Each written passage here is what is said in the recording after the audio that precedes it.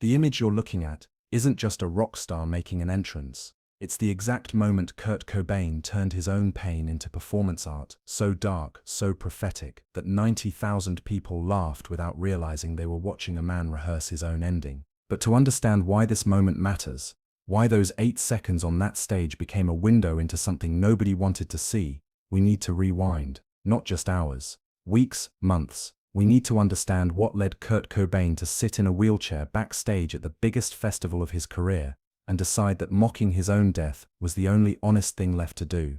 August 1992, London. The British music press is in a frenzy. Melody Maker runs a headline: Cobain crisis, Nirvana frontman hospitalized, tour in jeopardy. Neme goes further: is Kurt Cobain dying? Inside the health scare that could end grunge's biggest band. None of them have the full story. None of them care. What actually happened? Kurt collapsed in Belfast on August 26th, severe stomach pain. He'd been dealing with it for years. Undiagnosed, untreated, agonizing. Doctors suspected an ulcer, maybe gastritis, something stress-related, something manageable, not fatal, not even close. But Kurt Cobain has a stomach ulcer, doesn't sell papers. Kurt Cobain is dying of mysterious disease. Does. So the tabloids run with it. They interview unnamed sources. They dig up every photo where Kurt looks thin, where he looks tired, where he looks anything less than perfectly healthy. They run retrospectives on rock stars who died young. They compare him to Jimi Hendrix, to Janis Joplin, to Jim Morrison. The 27 Club narrative is already being written, and Kurt is still 25. In a hotel room in London, Kurt reads these articles, one after another, each one more sensational than the last, each one eulogizing him while he's still alive, each one turning his actual private physical pain into public spectacle. Courtney Love is there, 8 months pregnant with Frances Bean. She's furious. Sue them, she says. Sue every single one of these fucking parasites. Kurt doesn't respond, just keeps reading. His face is blank, that scary blank. The one Courtney has learned to recognize as dangerous, not angry blank. Shut down blank. The face Kurt makes when he's retreating somewhere inside himself where nobody can reach him. She tries again. Court. Talk to me. What are you thinking? He finally looks up. I'm thinking they want me to die. What? The press. The fans. Everyone. They don't want Kurt Cobain the person. They want Kurt Cobain the tragic figure. The doomed genius. The voice of a generation who burns out before he turns 30. He gestures to the newspapers spread across the bed. Look at this. They're already writing my obituary, and I'm not even sick. So prove them wrong. Go out there at Reading, and show them you're fine. Kurt shakes his head slowly. No, I'm going to give them exactly what they want. That's when Courtney knows. Whatever Kurt is planning, it's going to be dark. It's going to be the kind of thing that seems funny until you think about it too hard. The kind of thing that makes people uncomfortable because they're not sure if they should laugh or be worried. What are you going to do? She asks quietly. Kurt smiles, that terrible smile. You'll see, Reading Festival, behind the main stage. The biggest alternative music festival in Britain. Nirvana is headlining. The pressure is immense. This is the show that will define whether they're one-hit wonders or the real thing, whether Nevermind was a fluke or a revolution, whether Kurt Cobain can handle being the biggest rock star in the world. The backstage area is chaos. Bands everywhere, equipment being moved, crew members shouting into walkie-talkies, the smell of food from catering tents mixed with diesel from generators, mixed with cigarette smoke and spilled beer, and that particular backstage smell of controlled chaos that exists at every major festival. Kurt sits alone in Nirvana's dressing room, a small trailer with cheap furniture and harsh fluorescent lighting. The kind of space that's supposed to feel like a privilege, but actually feels like a holding cell. He's been quiet all day. Too quiet.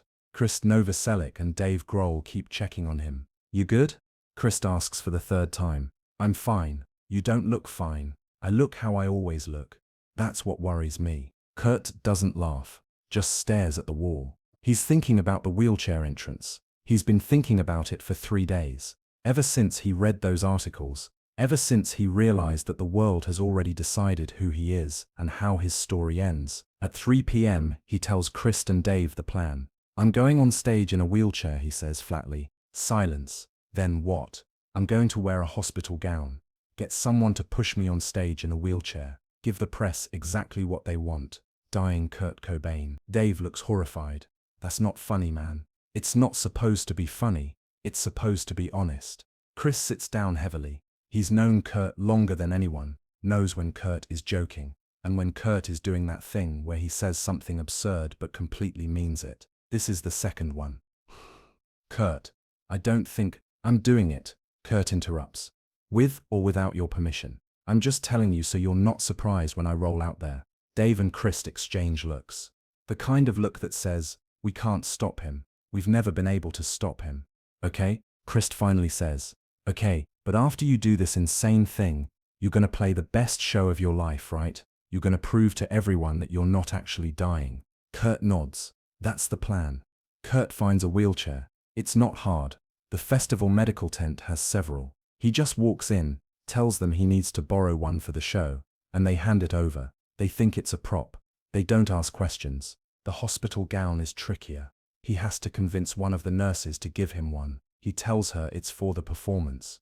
She thinks he's joking. He's not joking. Eventually, she hands him a gown, laughing, saying something about rock stars being weird. Kurt takes it without smiling.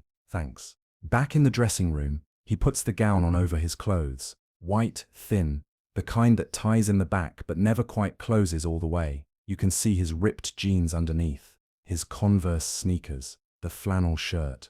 But the gown is visible, deliberately visible, unmistakably a hospital gown. He sits in the wheelchair, tests it, slumps in it, lets his head loll to one side, practices the posture of illness, the posture of defeat. Everett True, a British music journalist who's become something like a friend, walks into the dressing room and stops dead. Jesus Christ, Kurt, what are you doing? Making a statement. What statement? That everyone who writes about me is full of shit. Everett stares at him for a long moment. Then you want me to push you out there? Kurt looks up, surprised. You'd do that. Someone has to. Might as well be me. At least I'll write about it honestly. So that's decided. Everett True will push Kurt Cobain onto the Reading Festival stage in a wheelchair. Neither of them realizes this moment will be photographed, documented, analyzed and recontextualized for the next 3 decades. The crowd of 90,000 is restless. They've been waiting all day. The rumors have been circulating since morning. Is Kurt even here? Will Nirvana cancel? Some fans are angry, pissed off that they spent money on tickets to see a band that might not show. Some are worried, genuinely concerned about Kurt's health. Most are just desperate to see if the most important band in the world will actually take this stage. Behind the curtain, in the wings, Kurt sits in the wheelchair. Everett stands behind him, hands on the handles, waiting for the cue. Chris walks over one more time, kneels down so he's at eye level with Kurt. You sure about this? Kurt nods. It's gonna freak people out. Good. They might not understand what you're trying to say. They never do. Chris puts a hand on Kurt's shoulder, squeezes. Okay, man. Okay, just don't let this eat you alive, all right? It's just a performance. Just theater. Kurt doesn't respond, because they both know it's not just theater. It's never just theater with Kurt. Everything means something. Everything is connected to the pain underneath. The lights drop. The crowd erupts. The intro tape begins. And Everett True starts pushing Dot from stage left into the blinding festival lights. A figure appears. Kurt Cobain, in a wheelchair, in a hospital gown, being pushed by someone in street clothes, moving slowly, deliberately, across the massive stage. The first thing the crowd sees is the wheelchair. That's what registers first. A wheelchair. On the main stage, at a rock festival, moving toward the microphone. Then they see who's in it. Kurt Cobain. 90,000 people go silent, not gradually, instantly, like someone cut the sound, the confused murmuring, then scattered, nervous laughter. Is this part of the show? Is this serious? Is Kurt actually dying? He looks the part. Under the harsh stage lights, his skin is ghost white, translucent almost. He's lost weight. The gown hangs off his thin frame like a shroud. His blonde hair is unwashed, hanging in his face, obscuring his eyes. His arms are thin, almost skeletal. He looks exactly like someone who's been hospitalized, someone who shouldn't be here. From the back of the crowd, someone screams, "Kurt, we love you." He doesn't acknowledge it, doesn't wave, doesn't smile, just stares straight ahead as Everett pushes him across the stage. The wheelchair moves at funeral pace, deliberate, ceremonial, like a procession. The massive video screens on either side of the stage show close-ups of Kurt's face, and that's when people start to get uncomfortable. Because his expression is wrong, not sad, not weak, not grateful for the support. His expression is blank, empty, the look of someone who has checked out, the look of someone who is here physically but gone mentally. He raises one hand, waves slowly. The crowd doesn't know if they should cheer or call for medical help. Some people start chanting, K-U-R-T, K-U-R-T, trying to send energy, trying to show support, trying to will him back to health through collective enthusiasm. It doesn't land right. The chant dies out awkwardly. The wheelchair reaches center stage, stops. Kurt slumps forward slightly, head drooping. For a terrifying moment, some people genuinely think he's passing out. Security near the front starts moving toward the stage. Then Kurt Cobain stands up, just stands, smoothly, no struggle, no weakness. He stands like there was never anything wrong, grabs the hospital gown at the neck, and rips it off in one motion, lets it fall to the stage floor. Underneath, he's wearing his normal clothes, ripped jeans, flannel shirt, ratty Converse, the uniform of a generation. He walks, doesn't shuffle, doesn't limp, walks normally, over to his guitar, blue Fender Mustang, straps it on with practiced ease, walks to the microphone, adjusts it, looks out at 90,000 people. The crowd is losing their minds, half laughing, half horrified, half confused. Yes, three halves. That's how fractured the reaction is. Nobody knows how to process what they just saw. Is this funny? Is this disturbing? Is this genius? Or is this a cry for help? Kurt leans into the microphone. His voice is flat, monotone, dead. Thank you. We're Nirvana, and I'm not dead yet. The crowd erupts, a roar so loud it drowns out the PA system. Screaming, cheering, laughing, crying, a release of tension so intense, it's almost violent. But Kurt doesn't smile, doesn't acknowledge the response, just counts off. 1, 2, 3, 4. Dave hits the drums, Chris hits the bass, and Nirvana launches into Breed. Fast, aggressive, perfect. Like nothing is wrong, like the last 3 minutes of theater never happened. What happens next is one of the most intense performances of Nirvana's career. Kurt doesn't just play, he attacks. Every song is delivered with a violence that borders on self-destruction. His voice is raw, powerful, vulnerable, screaming himself hoarse, pouring everything he has into the performance. During Lithium, he throws himself into the drum kit. Dave has to stop playing for a moment, while Kurt thrashes on the floor of the stage. During Territorial Pissings, he screams so hard a blood vessel bursts in his left eye. You can see it on the video screens, a red bloom spreading across the white. During Negative Creep, he smashes his guitar into the monitors, once, twice, 3 times. The sound it makes is catastrophic, feedback screaming through the PA. The crowd goes wild. This is what they came for. This is the Kurt Cobain they wanted. Tortured, brilliant, self-destructive, giving everything, dying beautifully in front of them. But if anyone had looked closely, and nobody did, they would have seen something else. They would have seen that Kurt isn't performing for the crowd. He's performing at them. Every scream is an accusation. Every destroyed instrument is a statement. This is what you want. Fine. Here it is. Consume it. Enjoy it.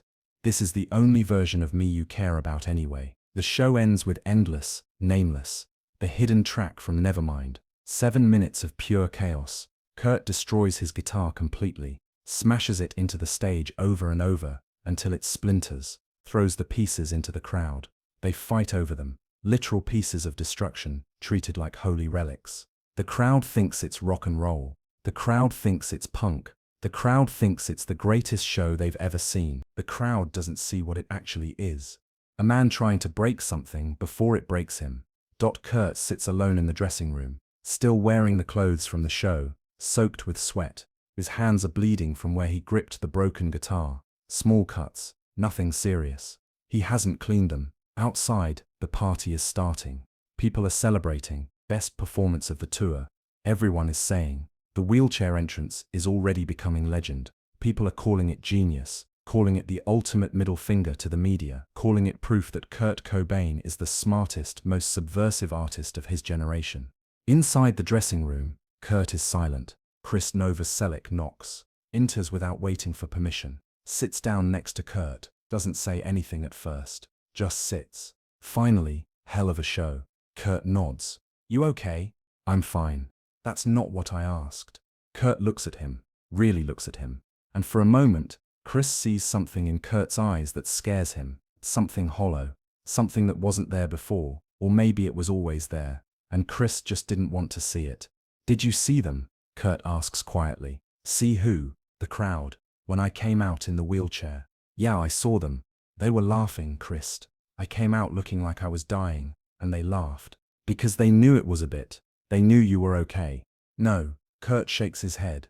They laughed because they wanted it to be a bit, because if it was real, if I was actually dying, they'd have to feel something. They'd have to care about me as a person, instead of me as entertainment. Laughing was easier. Chris doesn't know what to say to that, because he's worried Kurt might be right. Kurt, listen to me. People love you. They care about you. That's why they screamed so loud when you stood up. They were relieved. Kurt laughs. A bitter, broken sound. They weren't relieved I was okay. They were relieved the show could continue. There's a difference. He stands up, starts packing his stuff. I'm going back to the hotel. Tell everyone I'm tired. Kurt, wait. I'm fine, Chris. Really, I just need to sleep.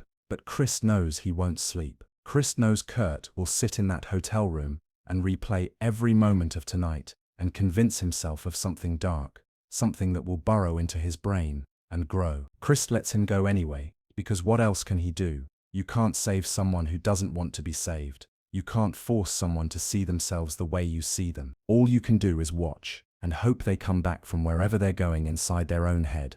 Melody maker, Cobain's wheelchair stunt, genius satire, or tasteless mockery. Nani, Kurt Cobain trolls media, with Death Hoax performance reading festival entrance already iconic. Rolling Stone, Nirvana's reading triumph, how Kurt Cobain turned tabloid lies into performance art. The press loves it. They analyze it. They praise it. They call it subversive. They call it punk. They call it everything except what it actually was. A test that everyone failed. Not one article asks if Kurt is okay. Not one journalist wonders if maybe the wheelchair entrance was less about mocking the media and more about expressing something true. Not one person considers that maybe Kurt Cobain put himself in a wheelchair and let someone push him on stage because that's how he actually feels. Helpless. Being pushed toward an ending he can't control. They don't ask because they don't want to know. Because if Kurt Cobain is actually suffering, if he's actually desperate, if he's actually asking for help in the only way he knows how, through performance, through art, through symbolic gesture, then they have to do something about it. And doing something would require seeing him as a person instead of an icon. So they write their articles, they declare it genius, they move on, and Kurt reads them. Every single one, sitting in a hotel room in London, 3 days after the show, reading journalists praise his performance while completely missing what he was trying to say. He doesn't get angry, doesn't throw the magazines across the room, just reads them carefully, methodically, like he's studying something, learning something. What he's learning is this: the performance works, the mask works. As long as he makes his pain entertaining, people will applaud it instead of addressing it. As long as he delivers his suffering with irony, people will call it art instead of recognizing it as a cry for help. He's learning that the world doesn't want him healthy. They want him interesting, and interesting means tortured. Interesting means self-destructive. Interesting means dying young, and beautifully, and publicly. In that hotel room, 3 days after Reading Festival, Kurt Cobain learns the most dangerous lesson of his life. Nobody is coming to save him, because nobody wants to save him. They want to watch. April 8, 1994, Seattle, Washington. Kurt Cobain is found dead in the greenhouse above his garage. Shotgun, self-inflicted. The note he left references the Freddie Mercury quote, "It's better to burn out than to fade away." The world mourns. The world says they never saw it coming. The world says he was so talented, so young, so tragic. The world says if only someone had noticed the signs. But the signs were there. The signs were always there. They were there at Reading Festival on August 30th, 1992. When a man in a wheelchair was pushed onto a stage and said, "I'm not dead yet," the yet was the part nobody heard, because they didn't want to hear it. Because hearing it would require action, would require treating Kurt Cobain like a human being who needed help instead of an icon who existed to make them feel something. 90,000 people watched Kurt Cobain perform his own death at Reading Festival. 90,000 people laughed and cheered and called it genius. And 18 months later, when the performance became real, those same people said they never saw it coming. But they did see it. They just chose not to understand what they were seeing. Who in your life is performing their pain? Who's making their suffering entertaining enough that you don't have to take it seriously? Who's telling you they're dying, but saying it with a smile, with irony, with artistic distance, so you can admire it instead of addressing it? Because the person in the wheelchair might stand up and play the show. They might destroy their guitar and make it look like rock and roll. They might deliver the performance of a lifetime, but that doesn't mean they're okay. It just means they've learned that nobody wants them to be okay. Nobody wants them boring. Nobody wants them happy. Nobody wants them healthy. They want them interesting. They want them tortured. They want them dying, slowly, beautifully, publicly. And interesting doesn't survive. Interesting becomes legacy. Interesting becomes mythology. Interesting becomes a man in a greenhouse with a gun and a note that says it's better to burn out than to fade away. Kurt Cobain knew that at Reading Festival, he tried to show people. He put himself in a wheelchair and let someone push him on stage and said, "I'm not dead yet." He was asking someone, anyone, to hear the yet, to ask if he needed help, to see him as more than a performance. Nobody did. And 18 months later, the yet became now. That's what happened at Reading Festival. That's what those 8 seconds meant. That's what 90,000 people witnessed without understanding. A rehearsal for an ending. The question is, how many rehearsals are you watching right now without recognizing what they are? The image you're looking at isn't just a rock star making an entrance. It's the exact moment Kurt Cobain turned his own pain into performance art so dark, so prophetic, that 90,000 people laughed without realizing they were watching a man rehearse his own ending.